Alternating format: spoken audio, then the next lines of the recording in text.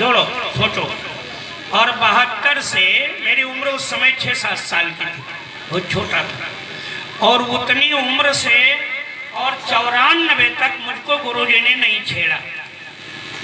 पढ़ाई लिखाई किया हमने, विवाह हुआ, परिवार बसा, और जब सब कुछ हो गया तो गुरुजी ने ऐसी घूंटी पिलाई कि पिताजी जब हम मिशन से जुड़े तो रोने लगे। कहे भैया हमारा तो बुढ़ापा आ गया, हम कुछ नहीं कर पाए, लेकिन ऐसा कोई बाप नहीं मिलेगा। उन्होंने कहा चाहे एक जगह की जमीन बिक जाए, लेकिन मिशन का काम नहीं बंद होना चाहिए। ये हमारे पिताजी के वचन है। कहा बेटा खूब मिशन का काम करना। बिल्कुल उसके 7वें दिन उनका देहांत हो गया था। उनको लगा कि ये गुरु मिल जाएंगे तो बच्चे का भाग्य संवर जाएगा। और इन गुरु ने कभी किसी से कुछ मांगा नहीं। मैं एक बार जबलपुर गया था, मध्य प्रदेश में जबलपुर है। जबलपुर में कार्यक्रम चल रहा था, तो कार्यक्रम में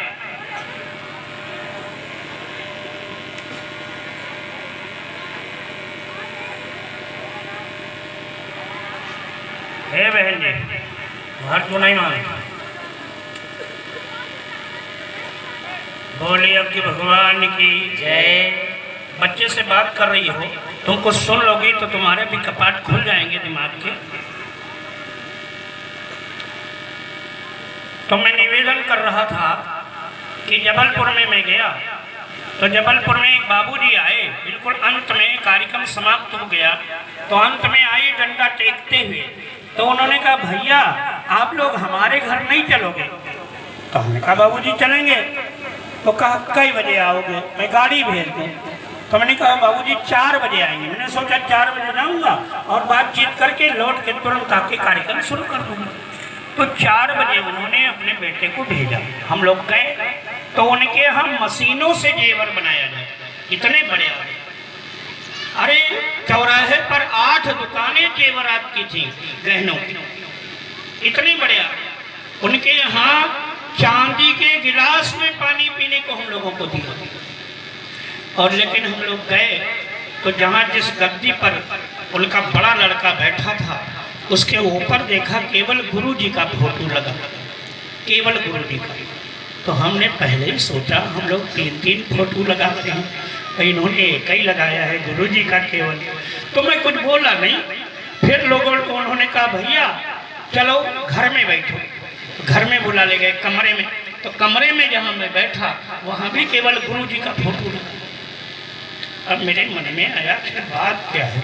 फिर वहाँ बुला ले गए भोजन के लिए। तो भोजनालय में जहाँ भोग लगाती थी माताएं बहनें, वहाँ केवल गुरु जी का फोटो लगा।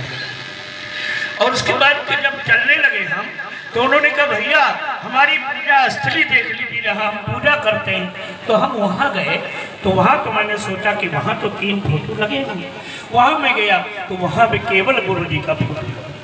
तब मुझे रहा नहीं गया, मैं आया और जब उनकी गद्दी के पास बैठा तो मैंने कहा बाबूजी हम लोग 3-3 फोटो लगाते हैं। गुरु जी का लगाते हैं, माता जी का लगाते हैं, बीच में गायत्री माता का लगाते हैं, और अलग अलग ना मिले तो एक में तीनों लोग होते हैं वो अलग फोटो लगाते हैं।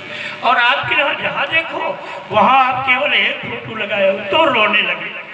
कहा भैया मैं उस समय 42 साल का था। 42 साल की उम्र में गुरु जी आए, मैं जान नहीं पाया। उन्होंने कहा गुरु जी ऐसे बाहर खड़े थे। मैं गद्दी, उन्होंने बताया यही गद्दी पर मैं बैठा था।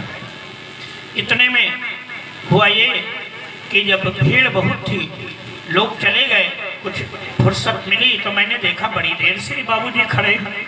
ऐसे सादा खादी का कुर्ता, सादी धोती और ऐसे सादा गमछा और झोला टांगे गुरु जी खड़े रहे। भीड़ कम हुई तो मैंने कहा दादा आइए बैठिए। कोई संत जैसे लगते नहीं। मैंने कहा दादा आइए बैठिए। तो बैठ गए। तो हमने सोचा कि शायद ये कुछ खरीदने के लिए आए हैं। तो उन्होंने कहा कि मैंने पूछा दादा क्या चाहिए? तो गुरु जी ने कहा बेटे 5 यज्ञ हमको करने हैं जबलपुर में 5 यज्ञ करने हैं, तो इसीलिए आया हूँ। तो दाना भाई अग्रवाल ने सोचा कि पैसा के लिए आए हैं, तो उन्होंने चेकबुक उठाई और कहा कितना पैसा 5 यज्ञ में लगेगा। तो कहा पैसा मांगने नहीं आया। गुरुजी ने कहा कि पैसा मांगने नहीं आया। तो कहा तो क्या चाहिए दादा? तो कहा समय दान चाहिए। तो पहली बार उन्होंने समय दान का नाम सुना, समय दान सुना नहीं। तो कहा ये समय दान क्या होता है? कहा देखो 1 महीने तुम हमारे साथ रहोगे और 1 महीने आप अपने नात रिश्तेदारों के यहाँ ले चलोगे, सेठ साहूकारों के यहाँ ले चलोगे, अपने ग्राहकों के यहाँ ले चलोगे, बड़े लोगों के यहाँ ले चलोगे।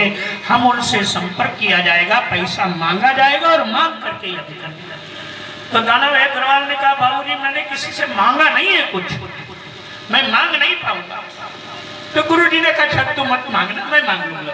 तो बता देना रे बाबा जी मथुरा से आए हैं, कुछ कहना चाहते हैं, पूरी बात मैं कह दूंगा और मैं मांग लूंगा बेटा, तुम मत मांगना। बात हो गई। सवेरे अब कुछ बोले नहीं दाना भाई अग्रवाल। तो गुरुजी समझ गए। गुरुजी ने कहा चिंता करता है तेरी गद्दी कौन संभालेगा? अरे तू चिंता मत कर, किसी नौकर को बिठा दे, तेरा घाटा नहीं होगा बेटा। मैं वादा करता हूँ तू जितना कमाता है उससे सवाया कमाएगा, किसी नौकर को बुला। इतने बड़ी कमाई नौकर को सौंप दे आदमी। लेकिन गुरुजी ने कहा तो चलो एक चहेते नौकर को फोन किया और बताया कि देखो तुमको 1 महीना रहना है, पूरे कपड़े लेकर के आ जाओ।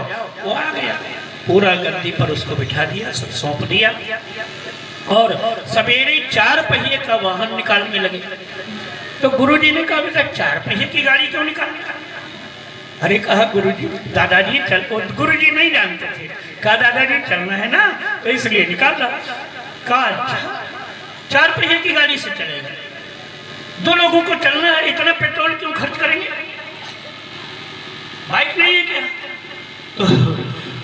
तो दाना भाई अग्रवाल ने कहा कि मैंने कहा दादाजी बाइक है तो बाइक से चलते हैं, ये इतना खर्चा करेंगे तो मांगने से क्या फायदा?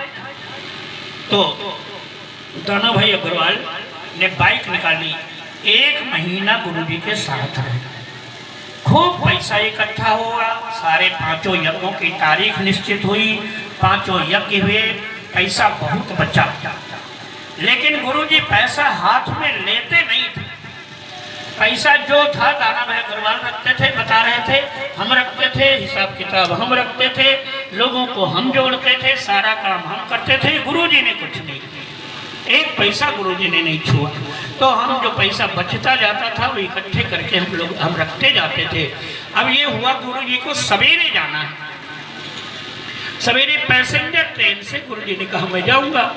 तो अब गुरुजी को मैं भेजने गया, दाना भाई अग्रवाल ने कहा हाँ। तो गुरुजी दाना भाई अग्रवाल ने कहा कि गुरुजी ने जब कहा कि बेटे सवेरे में जाऊंगा, तो रात को मैंने सोचा यार ऐसा गुरु तो नहीं मिलेगा, ऐसा गुरु नहीं मिलेगा, न होने को गुरु करना। तो सवेरे हिसाब किताब के बहाने और जो पैसा बचा था वो दाना भाई अग्रवाल लेके गए और कहा गुरुजी ये पैसा इतना बचा है यज्ञों में, वो आप रख लीजिए। और 1100 रुपया अपने पास से दाना भाई अग्रवाल देने लगे। कहा कि 1100 रुपया हमारा भी कहीं मंदिर में लगा देना। दाना भाई अग्रवाल कहने लगे कि हमारा भी कहीं मंदिर में लगा देना। अब इनका देखा थे ना तो सबके मन हुआ थोड़ी कि हाली आई पाँव पकड़ी गुरुजी का खुश कह दे। बिल्कुल बोलिए कि भगवान की एक बहन या भाई कहीं हाथ पाँव पकड़ लिए तो चाहे उतर के माटी गढ़ा हो जाए, लेकिन फिर सभे पाँव पकड़िए पुण्य ले। बोलिए कि भगवान की जय, वेद भगवान की जय। तो मैं निवेदन कर रहा था कि दाना भाई अग्रवाल ने कहा कि जब मैंने 1100 रुपया देने का मन का किया तो गुरुजी ने बहुत तेज डांटा, पागल कहीं का, पैसे का लोभ दिखाते मुझको, ऐसा क्या करूंगा मैं, पैसा रख ले। अरे पैसे की जरूरत होगी तो मैं मांग लूंगा, तेरी जेब मेरी जेब है, मैं मांग लूंगा, पैसा दिखाता। तब गुरुजी को दाना भाई अग्रवाल ने कहा गुरुदेव आप मुझे मंत्र दे दीजिए, दीक्षा दे दीजिए। तो फिर गुरु जी ने कहा, पागल कहीं का, मंत्र मांगता है, आज तो मंत्र मांग, बहुत पहले से मैंने तुझे मंत्र दिया है, तू मेरे शिष्य है, तू तो नहीं जानता है, मैं जानता हूँ, तू मेरा शिष्य है, इसीलिए तो जबलपुर में कहीं नहीं आया, तेरे घर आया। पूरे जबलपुर में और बहुत सारे लोग थे, मैं कहीं नहीं गया, तेरे घर आया, तू मेरा शिष्य है, कई जन्मों का शिष्य है। नाना भाई अग्रवाल ने कहा, मुझे विश्वास नहीं हुआ, गुरु जी दीक्षा दे ही दीजिए। तो कहा अच्छा चल, तसला रखा, लकड़ी डाली, चारों तरफ बताया कि हम पत्नी दोनों लोग बैठ गए, बड़े वाले को बेटे को बताया कि केवल यही था, छोटा था तो ये भी बैठ गया, और हमको दोनों लोगों को गुरुदेव ने दीक्षा दे दी। दीक्षा दिया तो फिर जब दक्षिणा देना हुआ, फिर दक्षिणा देना हुआ तो दानव अग्रवाल ने कहा वही 1100 रुपये। मैंने सोचा अब तो गुरु जी ले ही लेंगे, अब चेला हो गया, तो वही 1100 रुपया दानव अग्रवाल ने फिर निकाला। कहा गुरु जी अब ना मत कीजिए, अब आपने चेला बना लिया, अब मेरी ये दक्षिणा स्वीकार कीजिए। फिर गुरु जी ने डांटा, पागल कहीं, ऐसा देता है, पैसे का लोभ दिखाते हैं। मैंने कहा कि पैसे की जरूरत होगी तो मैं मांग लूंगा, रख पैसे, मुझे देना चाहता है। तो दानव अग्रवाल ने कहा गुरुदेव जरूर कुछ न कुछ आप ले लीजिए, जो मांगूंगा दे देगा तू। दानव अग्रवाल ने कहा गुरुजी जो आप मांगोगे मैं दे दूंगा, झूठ मत बोलना। झूठ नहीं बोलूंगा गुरुदेव, आप जो मांगोगे दे दूंगा। गुरुजी ने कहा अच्छा तो आज से तू तेज मोटरसाइकिल नहीं चलाएगा।